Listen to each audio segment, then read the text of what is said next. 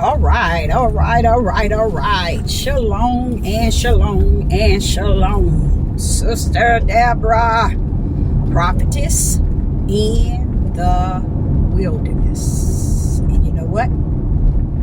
That's all right with me. Coming again on this Deborah platform with a very short message.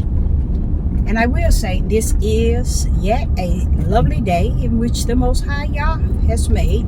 And I, Sister Deborah, shall and I will rest therein. You know what? Lawlessness is so at a high today. Not when I say today, in this day and time. To where those who are not born of the Spirit can't behold it. They can't see it. Lawlessness is at a great high. Yes, Sister Deborah got on some glasses. It's funny, isn't it? That's why I put them on, to bring some humor out. So, again, lawlessness is at its highest. And he that is born of the flesh cannot behold it. That's why they see nothing wrong with the things they're saying, the things they're teaching, the things they're believing, the things they're trying to point to people that is righteous. And they take that which is unrighteous and apply it to the ears and the hearts of men and women and detach it as if it is righteous. That's the form of lawlessness. A lot of you all can't see lawlessness because you want to see somebody breaking in and somebody robbing and somebody killing. That's the only thing you see that's lawless. That's not the only thing lawless. Lawless also is in a situation where people are portraying, righteous, portrayed to be believers, teaching and preaching things that does not fall nor rest into righteousness, and they content. Do you think for this day and time it is time to talk about the flesh of man, meaning the lust of their flesh and the pleasure therein? This is not the time, y'all, nor will it be. This is not the time. This is not the time. This is the time to draw away from that nonsense. Do you think it's time to debate and argue and build up hate as higher and move it? See, hate, it can be something that's like a little seed. But when it has sprouted up trees, you in trouble. You in trouble. If you teach hate and not able to grip that small seed of hate is hate, it becomes a tree, and fruit of your hate clings thereto. That's powerful. That's powerful. That's even in these churches, in these groups, in these camps, in these academies, in these synagogues. They always plant a small seed of wicked and evil, and they let it sprout, and Satan increase it, water it, support it, and it becomes a tree. Now the fruit of the tree of the flesh has become like unto the seed that was once a little pin needle. Now had that seed recognized its hate and what caused it to have the desire of hate and dealt with it when it was a pin needle of a seed, then the trees which hangs on the tree that has hate hanging from it, because it is a tree of hate. They can't see that. They would never see themselves as a tree that has been planted with a lot of fruits of hate. They can't see it. And that's because when you're not born of the Spirit, you can't see your darkness. You can't see how ugly you look. You can't see how ugly you sound. You can't discern wicked and evil. You tend to call wicked and evil so good. I mean, not good, but righteous. And call righteous all wrong. And you begin to teach those that hangs from your tree of hate like unto. And if you have manifest into a tree, and many of those that hang on your tree become them same fruits of the hate, guess what? You have just assigned your signature on your ticket to the lake of hell. And don't feel it. You can't feel it. You can't see it. You can't understand it. You can't discern it. Because you're in a strong delusion to be that tree that nourish hate, that nourish the things of the flesh, to get people thinking that it's important to know and to desire all the things that represent the flesh, especially the flesh of women, especially the flesh of men. What is it to gain the whole world and lose the part that takes you to the lake of hell? It don't matter. So gaining the whole world just because you got people following you, that's the world. When people are following you, that is the world.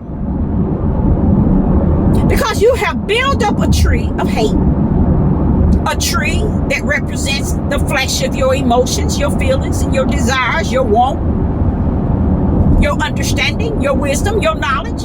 And Yah have suffered you to do so with no problem at all. And you tend to believe that you're all this and that because you got clowns following your tree. And they have never came across the spirit of discerning, because they are not given the gift to discern. They're not given the spiritual gift to discern. They haven't even been given the spiritual gift to try the spirit by the spirit. Why? Because they hang from the tree of your hatred. They hang from the tree of your hate, not knowing that they don't understand that tree that you are and you have created, been planted there since you was a little boy. But they don't know that. They're calling your hate righteous. And you shining to them as if you are. And then you think that Yah is not or have not measured who you are. If Satan, let me say that right, if Satan, the devil himself, Satan, devil himself, knows the difference, why is he that walking in darkness sees not no difference? Satan is walking in darkness, but he know truth. You better watch yourself. Deborah, you better watch yourself, but it's the truth. Satan himself, we would think that he's the evil and wicked, and he is. But at least he knows truth. He knows the light when he see it. He knows spirit and truth when he see it. He know Yah and Yah's elect when he see it. But who are you? He don't know you. Since you was in your mother's womb and you came out with a hate seed. And you've been planting ever since then. Now you become a tree. You think you big dog. And you a big fool. That's what you are. Because you're running around here. And it's not just no one male I'm talking to. I'm talking to many of them. That made yourself stupid. Because the world is falling behind you. Darkness is falling behind you. Who wants darkness tailing behind them? I wouldn't. Who wants darkness tailing behind them?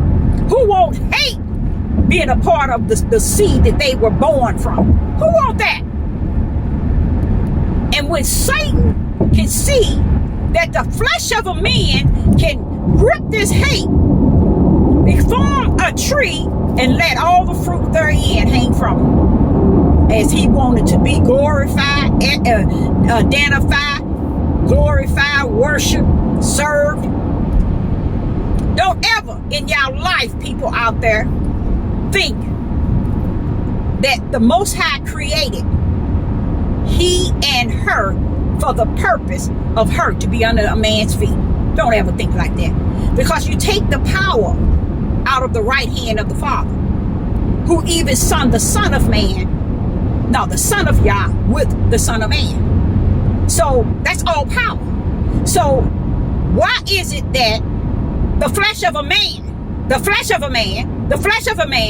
can tell another man that a woman's supposed to be under his feet? Anytime people take this midnight hour to talk about a woman, something wrong with them. Something wrong with them. Why is something wrong with them? Because it's not that many verses that can pull up and teach anybody in your King James Bible about the negativity and the hate of a woman. You won't find the scriptures that will say that. You won't find it. Oh, they'll take parables and symbolic like the Jezebel or like the harlot and make it a woman, because they have to deceive you deeper in the deception they have deceived you in. So yeah, they can convert that and make you think that it's a woman. But what about everything that Yah says a man go through is like the travail of a woman? And a man don't know what it's like to travail. Come on, talk to me, somebody out there. Talk to me. So who you got to think, but a woman not supposed to speak. How can a man define to you what this book is saying when everything is in there showing the example and the struggles and the things that goes on throughout time? It's like a travail of a woman. But yet a man knows not what it's like to travail. So how would he know what Yah is saying? Come on now, talk to me. But a woman's supposed to keep quiet.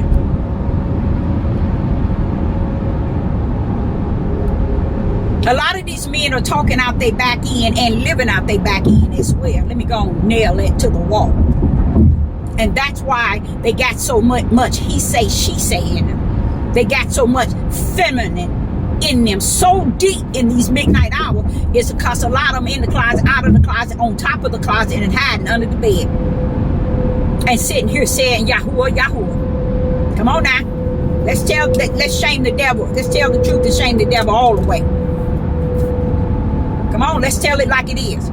So while we're sitting, thinking, and feeling that life is really who we are and what we said, and we taking it out of realm of being about the Father. Everything should have always been about the Father. The beginning to the end should always have been about the Father. Every time we open up our mouth, it should be about the Father. We should be leading the people to the light. We should be identifying the power that rests in his right hand. We should be able to know that his right hand was present, which is his power, which is the Son of Yah, which is Yahuwah, not Yahuwah, Hamashiach. That's the right hand of power. He was present at the beginning. That was us.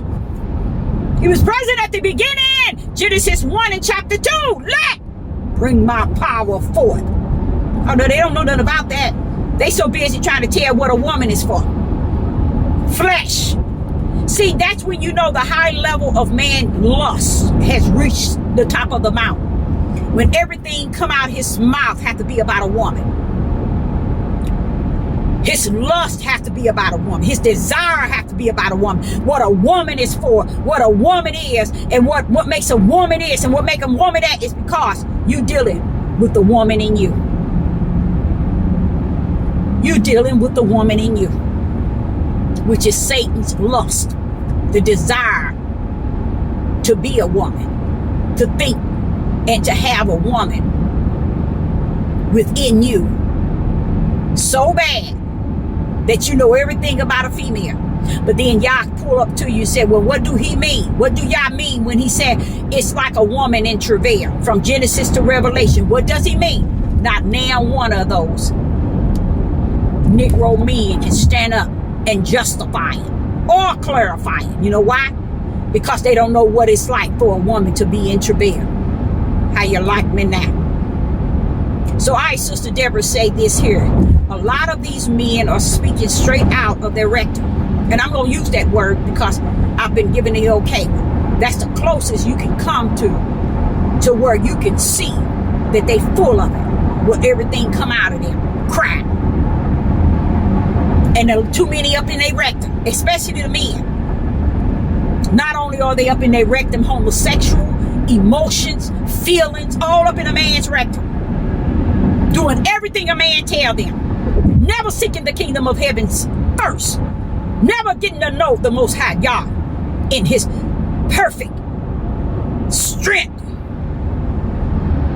in his glory, in his greatness, in his excellence.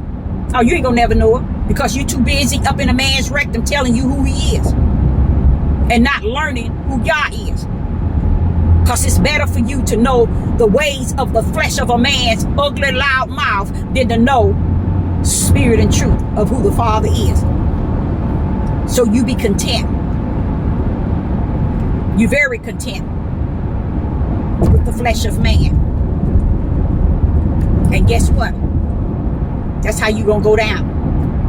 Anytime you go and you live and you think you're a king, a leader, and a ruler, because you follow behind the rectum of a man, and a loudmouth man is that, a belligerent, one that speaks profanity, one that drinks like a chimney. Now, how is it that the Ruach gonna live in you and you bringing all this to the temple? Come on now, somebody talk to me. See, what they didn't understand, the drinks that they were speaking of were drinks for those that was in the flesh. And those drinks wasn't as they drink now. But what about if you are of the Spirit? See, if you're born of the Spirit, you won't entertain that sort of thing. And you become a new creature. Old things pass away, meaning your mouth will be tamed. Your hate that been in you since you was a little boy won't be the hate. But you have allowed the seed of hate and wickedness to build itself up in a fake belief that you serve the Most High God. And you thought y'all wasn't going to send nobody to know any better. You thought y'all wasn't going to send his. You's a lie from the pit of hell. Y'all going to always have a ram in the bush. So I, Sister Deborah, say to you, I am a ram in the bush. Shalom and shalom.